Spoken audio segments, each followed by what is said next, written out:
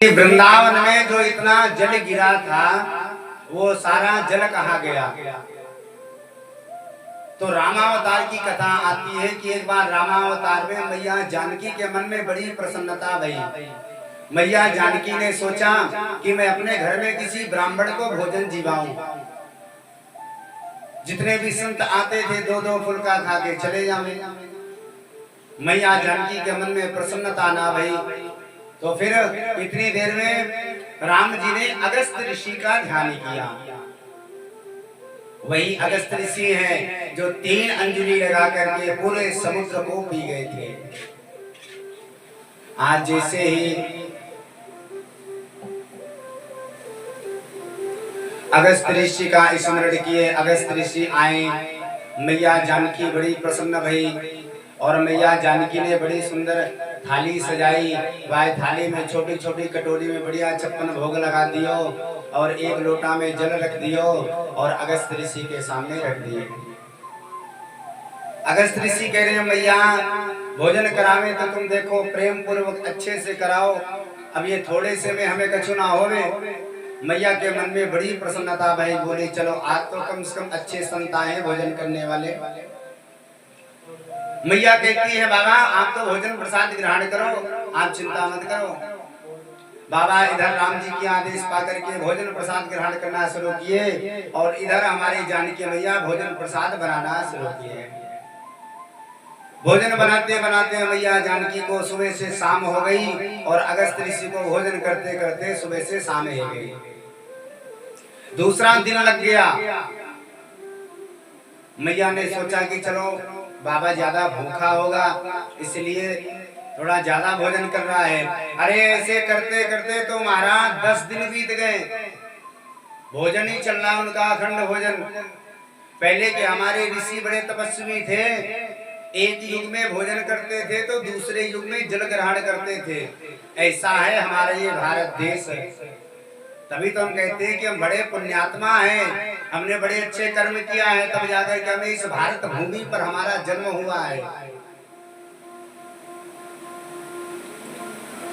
जानकी मैया परेशान है पर घर में आए हुए अतिथि का अपमान भी नहीं कर सकती हैं, ये भी नहीं कर सकती हैं कि बाबा बस बंद कर दो भोजन, हम तो परेशान है गई।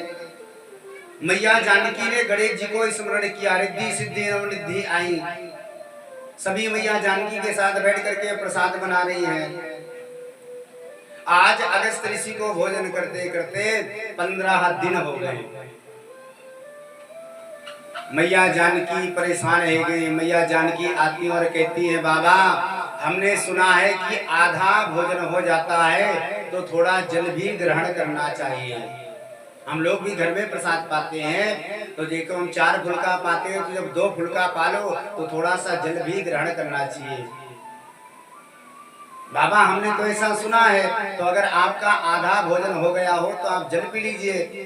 अगस्त ऋषि कहते हैं मैया आधा भोजन हो जाएगा तो हम आपको बता देंगे, आप परेशान मत हो, आप तो बनाते रहो। मैया के लिए हे राम राम कहाँ से आओ, ये बाबा तो बड़ा पतला दुबला दिखे, तो ये 15 दिन को भोजन कहाँ रख रहे हो। आज महाराज अगस्त मुनि को भोजन करते करते 18 दिन हो गए। 18 दिन बाद राम जी आते हैं। जैसी जानकी जी की ओर देखा, जानकी मैया कहती कहाँ से पकड़ के लाई आए बाबा को। सुनो दोबारा मत लइयो वैसो, मैंने परसों ही कहा था ना कोई हमारे घर में अतिथि आता है तो उसको 2-3 दिन तो बढ़िया अच्छा भोजन पान कराते हैं, बड़े अच्छे अच्छे पकवान बनाते हैं। और वही व्यक्ति यदि 10-15 दिन रुक जावे तो फिर मन में होने लगता है कब जाएगा अपने घर, ये तो परेशान करके रखा है। हाँ मन में विचार आते हैं। तभी हम कहते हैं ना कि ये मन बहुत चंचल है, एक सेकंड में मन कहीं से कहीं पहुंच जाता है, पर अपने को जाना हो तो समय लगता है। ये मन बड़ा चंचल है, कैसे तेरा भजन करूं, जितना इसे समझाऊं उतना ही मचल जाए। राम जी कहते हैं मैया जानकी से कि तुम ही तो कह रहे थे कि अच्छा संत आना चाहिए तो अब भोजन करावे ने। जानकी मैया कहती है प्रभु इनको तो भेजो, हम तो हमारे तो प्रसन्नता है गई, अब दोबारा हम तुमसे कभी ना कहेंगे कि किसी संत को बुलाओ। अगस्त ऋषि की ओर रघुनाथ ने टेढ़ी नजरों से इशारा किया, बाबा मैया परेशान है गई, अब बंद कर दो तुम। अगस्त ऋषि ने भोजन पान करना बंद कर दिया। अब मैया जानकी से कहते हैं कि माँ अब आधा भोजन हो गया है, अब जल लेकर के आओ। मैया जानकी कहती है जो 18 दिन तक भोजन पान किया वो जल कितना नहीं पिएगा, घड़े दो घड़े में तो होने वाला नहीं।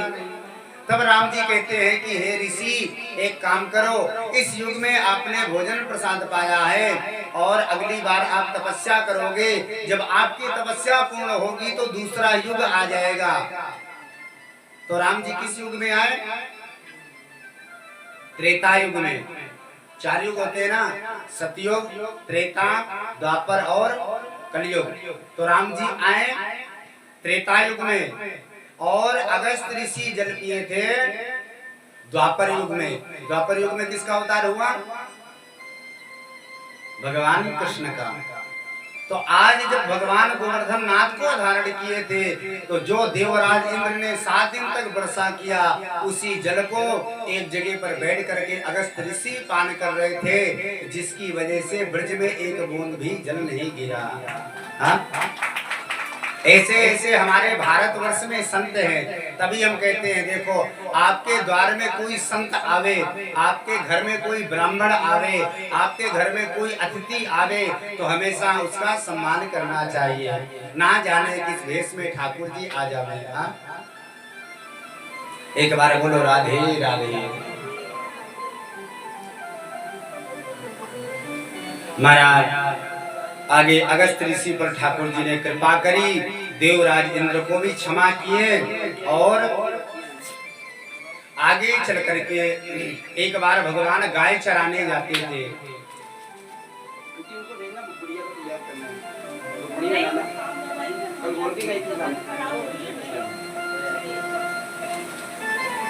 महाराज ठाकुर जी जब गाय चराया करते थे तो एक बार भगवान ने कहा, बोले किनसे कहा?